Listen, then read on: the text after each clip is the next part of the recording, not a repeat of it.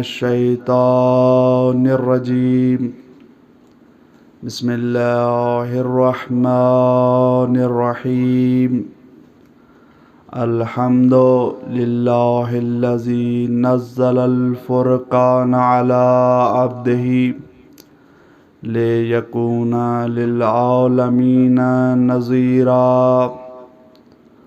ثم الصلاة والسلام على من جعله شاهدا ومبشرا ونذيرا وداعيا إلى الله بإذنه سراجا منيرا وآله الذين أذهب الله عنهم الرجس وطهرهم تطهيرا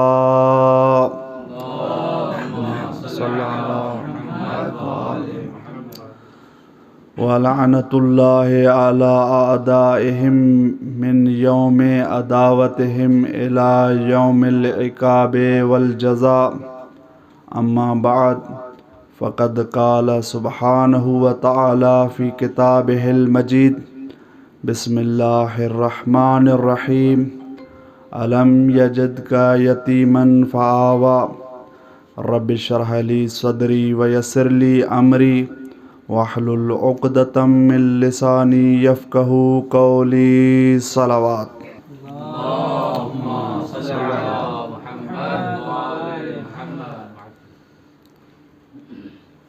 سب سے پہلے میں آپ تمام برادران کی خدمت میں معذرت پیش کرتا ہوں کہ آپ سب فضلاء کا مجمع ہے اور میں ایک ادنا سا طالب علم ہوں۔ خطابت عوام کے سامنے ہوتی ہے، خطباء کے سامنے نہیں۔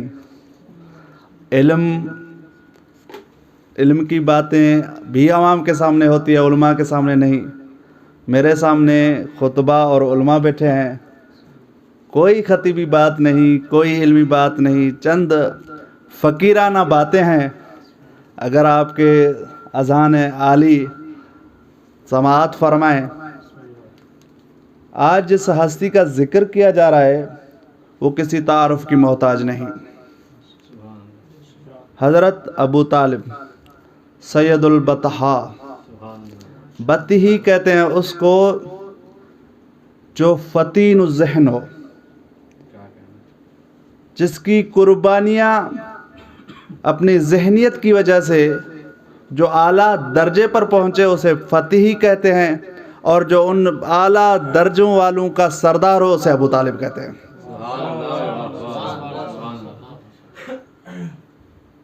عرب میں اسلام سے پہلے کچھ علامتیں تھی شرف کی۔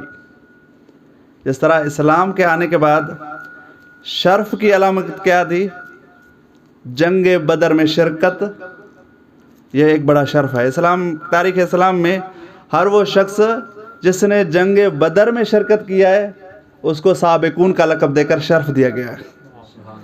اسلام سے پہلے بھی اسی طرح کے کچھ شرف پیش کیے گئے تھے۔ ان میں سے ایک شرف جو ہے سب سے اعلیٰ شرف ہے، وہ شرف ہے حلف الفضول۔ میں ایک تاریخ کی طرف جا رہا ہوں۔ حلف الفضول، یہ حلف الفضول کی وضاحت کرنے سے پہلے میں حرب الفجار کا ذکر کروں تاکہ حلف الفضول سمجھ میں آ جائے۔ حرمت کے مہینے جو 4 مہینے ہیں،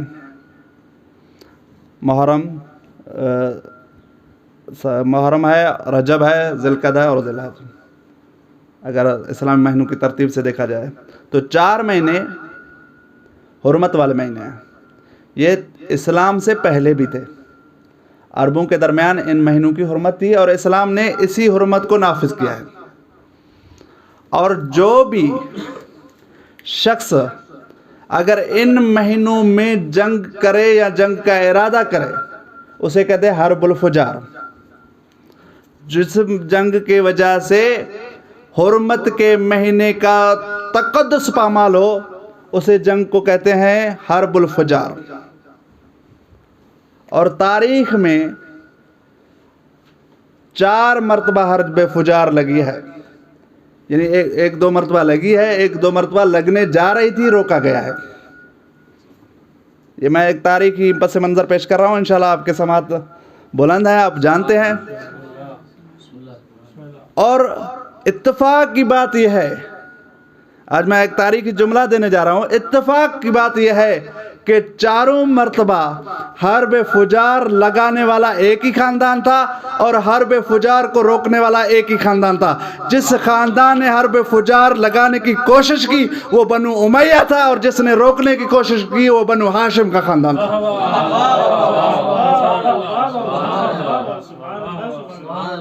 اور جب تیسرے مرتبہ یہ جنگ لگنے جا رہی تھی، تیسری مرتبہ جنگ لگنے جا رہی تھی دو قبیلوں کے درمیان حرمت والے مہینوں میں، تو وہاں پر کچھ فضلا جو عرب کے بلند مرتبے والے شخص تھے، رؤسا، ان کی ایک میٹنگ طے پائی۔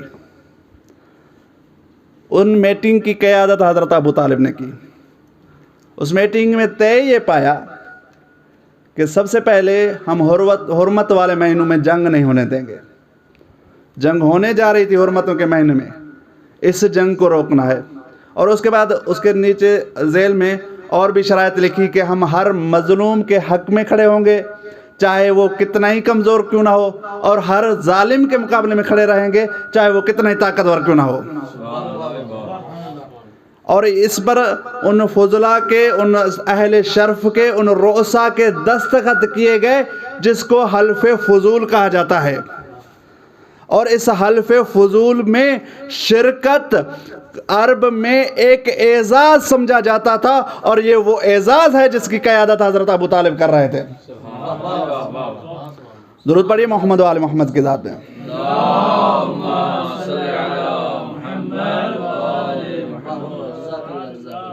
اور بدقسمتی یہ ہے تاریخ کی، ستم ظریفی یہ ہے کہ اسی ابو طالب کے لیے کہا جاتا ہے کہ بھئی اس نے ایمان نہیں لایا، کلمہ نہیں پڑھا۔ یہ روایت مشہور ہے جو پڑھی جاتی ہے کہ آخری وقت میں رسول صلی اللہ علیہ وسلم آئے اور حضرت ابو طالب سے کہا تم میرے کان میں کلمہ پڑھ دو تاکہ میں تمہاری بخشش کروا دوں۔ یہ تاریخ لکھو رہا ہے، کان میں کلمہ پڑھوانے کی تاریخ لکھو رہا ہے، جس نے غدیر کا منبر بھلا دیا، 1.25 لاکھ کا مجمع بھلا کر تم کان کے کلمے کے پیچھے لگے ہو۔ حضرت ابو طالب ایمان نہیں لائے۔ میں ایمان کی بحث میں اگر جاؤں گا تو بہت طویل بحث ہو جائے گی، صرف ایک ہی سوال چھوڑتا ہوں۔ ابو سفیان تو ایمان لائے نا آپ کی نظر میں آپ کی نظر میں ابو سفیان مومن ہے، حضرت ابو طالب کافر ہے آپ کی نظر میں، جس کی نظر میں ان سے سوال یہ ہے کہ تم ایک کام ابو سفیان کا ایسا بتا دو جو اسلام کے مطابق ہو، اور ایک کام تم ابو طالب کا ایسا بتا دو جو اسلام کے مخالف ہو۔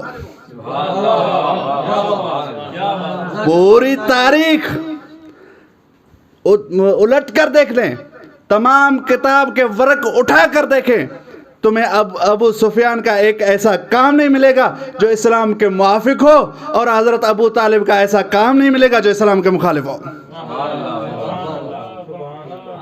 تو ہمارا ایک بزرگ ہے، وہ کہا کرتے ہیں کہ حضرت ابو طالب ایمان نہیں لاتے، ایمان وہ لایا کرتے جو پہلے بے ایمان ہوتے ہیں۔ حضرت ابو طالب تو وہ ہستی ہیں جس کے لیے حضرت امیر المومنین علیہ السلام فرماتے ہیں لا عبد ابی ولا جدی عبد المطلب ولا ہاشما سنما، میرے بابا، میرے دادا عبد المطلب اور میرے دادا ہاشم کبھی بھی بت پرستی نہیں کی۔ مولا پھر یہ عبادت کیسے کرتے تھے؟ بل یصلون علی بیت اللہ علی ملت ابراہیم، یہ نماز پڑھتے تھے جب تمہیں نماز کا پتہ ہی نہیں تھا۔ ایک شخص نے آ کر کہا مولا امیر المومنین علیہ السلام کو کہ آپ تو امیر المومنین ہیں، آپ تو بڑے اعلیٰ منزلت کے قائل مرتبے پر فائز ہیں، آپ کے ابا جان تو جہنم میں ہیں۔ ایک شخص نے مولا امیر کو کہا، مولا امیر علیہ السلام نے اسے غضبانہ انداز سے ایک مرتبہ مولا امیر المومنین سے جوش میں آ کر کہتے ہیں کہ کیا ابی فی النار و ابنہ قسیم الجنت و نار. یہ آپ عربی دان ہیں، آپ سمجھ تو گئے ہوں گے. اگر آپ راضی بیٹھے ہوئے ہیں تو میں اس کا ترجمہ اپنے انداز میں کر دوں. ترجمہ تو آپ کے اذہان تک پہنچ چکا ہے کہ گویا کہ مولا امیر المومنین علیہ السلام کہہ رہے ہیں کہ اگر تمہاری نظر میں جنت اور جہنم کے تقسیم کرنے والے کا باپ جنت میں نہیں جائے گا تو یقین جانیے کہ کسی کا باپ بھی جنت میں نہیں جائے گا. یہ ہے حضرت ابو طالب، جس کے لیے امام محمد باقر علیہ السلام فرماتے ہیں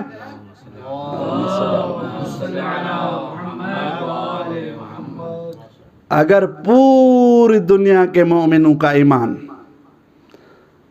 ترازو کے ایک پلڑے میں رکھا جائے اور حضرت ابو طالب کا ایمان ترازو کے دوسرے پلڑے میں رکھا جائے تو حضرت ابو طالب کا ایمان بھاری نظر آئے گا. دنیا کے ایمان پست نظر آئیں گے، ہلکے نظر آئیں گے. درود پڑھے محمد و آل محمد کے ذات میں. اللہم صلی علی محمد و آل محمد.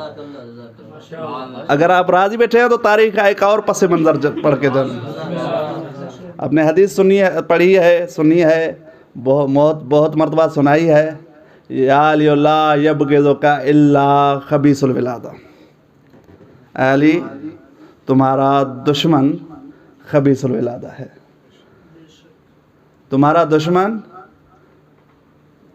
جس باپ کی طرف منسوب ہے اسی باپ کا نہیں ہے. اسی طرح کہہ دوں، یہ حدیث آپ نے پڑھی ہے. اب ایک تاریخ کا پس منظر بتاتا ہوں. حضرت عقیل مولا امیر علیہ السلام کے بھائی، ان کے لیے مشہور تھے کہ وہ علم انساب کے ماہر تھے. یہ وہ بندے تھے جس طرح ڈاکٹر نبض پکڑ کر بیماری بتاتے تھے، اسی طرح وہ چہرہ دیکھ کر خاندان بتاتے تھے.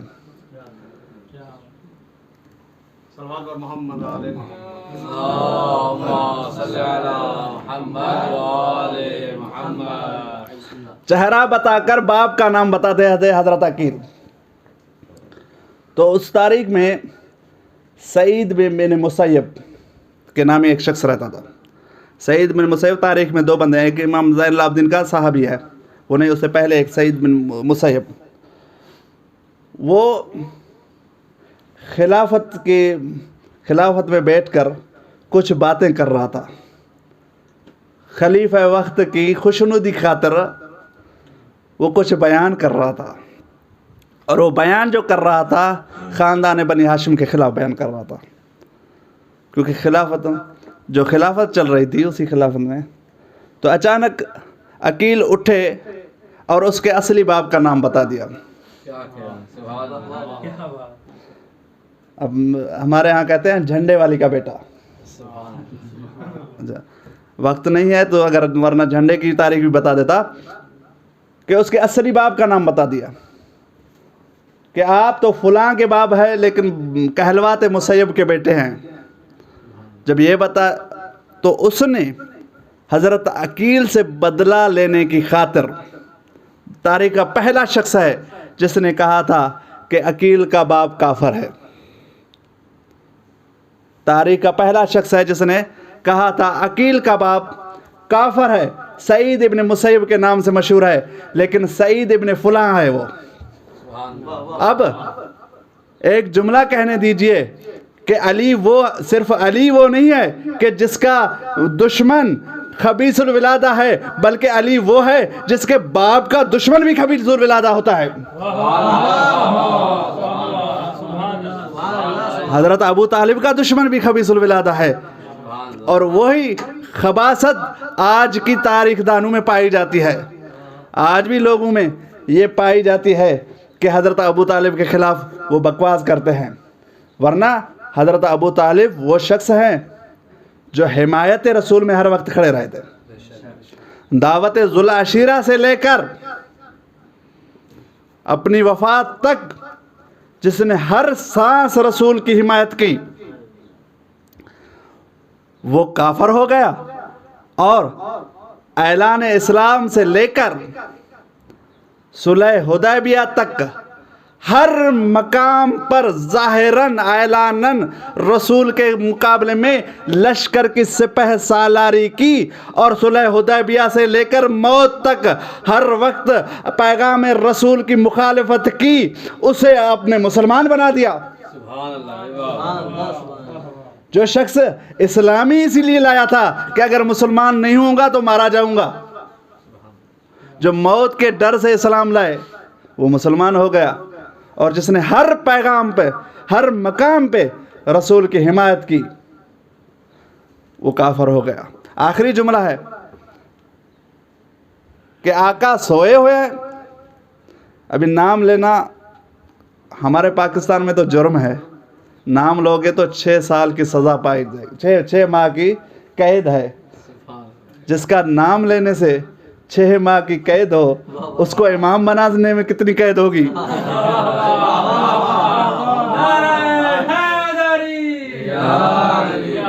صاحب جناب سوئے ہوئے ہیں نماز کے وقت، اور غلام نے آ کے کہا الصلاۃ خیر من النوم۔ صاحب کو چیز پسند آ گئی، غلام کی چیز پسند آ گئی، کہا کہ اسے اسلام میں داخل کر دیا جائے اور اذان میں داخل کر دیا جائے۔ ایک صاحب کی، اور اب یہ تمام لوگ جو الصلاۃ خیر من النوم پڑھتے ہیں اذان فجر میں، الصلاۃ خیر من النوم پڑھتے ہیں، یہ سب یہی کہتے ہیں کہ رسول نے نہیں پڑھا، پہلے نے نہیں پڑھا، اور دوسرے صاحب نے یہ پڑھ لیا۔ غلام کی بات پسند آئی، پسند کی بات چل رہی ہے۔ ایک مرتبہ حضرت عبد المطلب کا آخری دور ہے، میں پسند بتا رہا ہوں، اور حضرت عبد المطلب کا آخری دور ہے، اپنے تمام بیٹوں کے ساتھ اپنے تخت پر بیٹھے تھے، اور ایک مرتبہ تمام بیٹوں سے کہا کہ میرے بعد محمد کا خیال رکھنا۔ یہ وصیت کر رہے تھے، تمام نے کہا کہ ہم خیال رکھیں گے،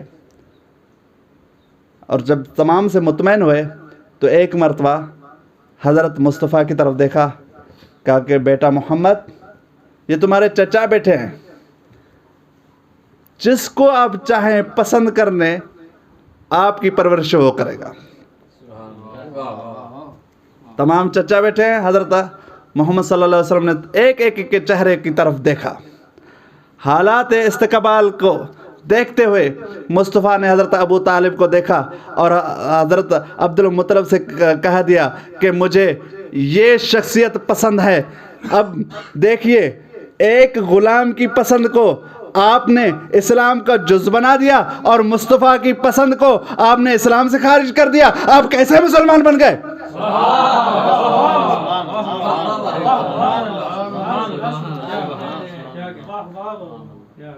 یہی حضرت ابو طالب سے دشمنی، حضرت ابو طالب سے دشمنی نہیں ہے، اسلام سے دشمنی ہے۔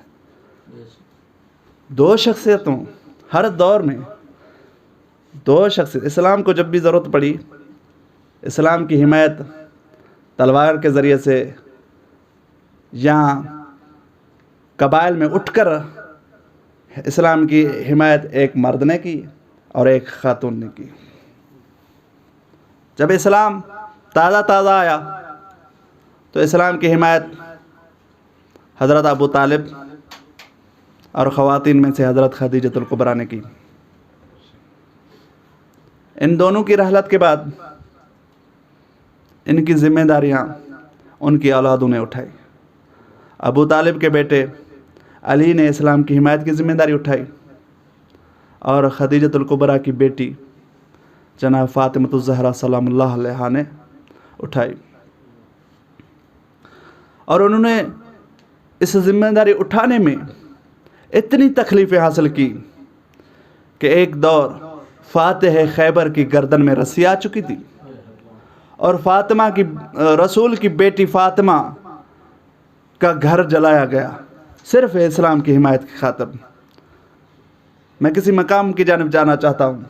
ان دونوں کے بعد دو اور ہستیاں جنہوں نے اسلام کی حمایت کی اس دور میں جب اسلام زبانوں تک رہ چکا تھا، جب خلافت اسلام پر یزید بیٹھ چکا تھا، علی کی جگہ پر علی کے بیٹے نے اسلام کی حمایت کی، اور ایسی حمایت کی کہ اپنے 72 کربلا میں شہید کروا دیا۔ اور فاطمہ کی جگہ پر فاطمہ کی بیٹی نے حمایت کی۔ ہاں زادارو، جناب فاطمہ کی بیٹی ثانیہ زہرا نے اس طرح حمایت کی کہ بی بی کوفہ سے شام تک ہر بازار میں خطبے دیتی رہی۔ جب کوفہ کے باہر صدر گیٹ کے باہر قافلہ روکا گیا، بی بی کو ایک منظر یاد آ گیا۔ تاریخ میں 2 مرتبہ بی بی کوفے میں داخل ہوئی ہے۔ جب پہلی مرتبہ داخل ہوئی نا، آداب الگ تھے۔ جب دوسری مرتبہ داخل ہوئی، آداب الگ تھے۔ جب پہلی مرتبہ داخل ہو رہی تھی، اس وقت کوفے کے ممبر پر کوفے میں سلونی کا خطیب بیٹھا تھا۔ ایک سفید پوش شخص آیا، اس نے حضرت علی علیہ السلام کے کان میں کچھ کہا تو حضرت علی علیہ السلام نے کہا باللیل۔ کسی نے پوچھ لیا آقا یہ کون تھا؟ کہا کہ کوفے کے باہر میرا بیٹا حسن میری بیٹیوں کو لے کر آیا ہے۔ اس نے کہا کہ حسن کوفے میں داخل ہونا چاہتا ہے۔ میں نے اسے کہا ہے ابھی دن ہے، میری زینب رات کو کوفے میں داخل ہوگی۔ ہاں عزادارو، جب دوسری مرتبہ بی بی داخل ہونے جا رہی تھی تو کوفے کے ممبر پر بیٹھے شخص کو جب پتا چلا کہ کوفے میں زینب آنا چاہتی ہے، اس نے کہا تھا کہ ابھی تو رات ہو چکی ہے، تماشائی چلے گئے ہیں، دن ہونے دو، شہر کو روشن چراغاں کیا جائے گا، شہر کو سنوارا جائے گا، پھر ہم زینب کو بازار میں لائیں گے۔ ہاں زادارو، جب بی بی پہلی مرتبہ داخل ہوئی تو علی ساتھ ساتھ ہے، زینب کے ساتھ علی ہے۔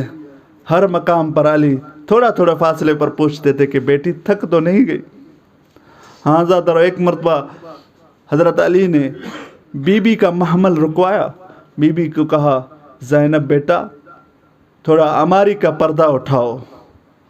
جب عماری کا پردہ اٹھایا، مولا دیکھ کے کہتے ہیں زینب بیٹا یہ دیکھو، یہ ہے کوفے کا صدر بازار۔ جب یہ صدر بازار کا لفظ سنا نا، بی بی فرماتی ہے بابا بازار تو بیٹوں کو دکھائے جاتے ہیں، میں تو آپ کی پردہ دار بیٹی ہوں۔ مولا رو کر فرماتے ہیں زینب بیٹا تمہیں نہیں پتا کہ یہ مسلمان تمہارے ساتھ کیا حشر کریں گے۔ زینب بیٹا ایک دن تو علی کی بیٹی نہیں، بیٹا بن کر اس دربار میں خطبہ ہوگی۔ ہاں زادارو، مختصر کروں، آخری جملہ، جب بی بی آ چکی مولا کے گھر میں تو اصحاب نے مولا سے اجازت مانگی، مولا ہماری خواتین آپ کی بیٹیوں سے ملنا چاہتی ہیں۔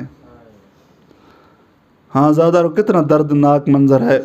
مولا امیر نے ان سے کہا کہ 3 دن تک کوئی نہیں ملے گا کیونکہ میری بیٹی سفر سے آئی ہوئی ہے، تھکی ہوئی آئی ہے۔ جب 3 دن کے بعد اجازت ملی، مولا نے اصحاب کو دیکھ کر کہا اے اصحاب اپنی خواتین کو بھیجے، ضرور بھیجے، لیکن خیال رکھنا تھوڑی تھوڑی خواتین آ کے زینب سے ملیں کیونکہ زینب کو بھیڑ سے گھبراہٹ ہوتی ہے۔ ہاں زادارو، میں کہوں یا علی آپ اپنی حیاتی میں اصحاب کو بڑی بڑی وصیتیں کرتے ہیں، لیکن آئیے کوفے میں آپ کی وہی بیٹی اس بھیڑ میں چل رہی ہے جہاں 1 قدم آگے چلتی ہے 9 قدم پیچھے۔ اللہ لعنت اللہ علی القوم الظالمین، سیعلم الذین ظلموا ای منقلب ینقلبون۔ بار الہ بحق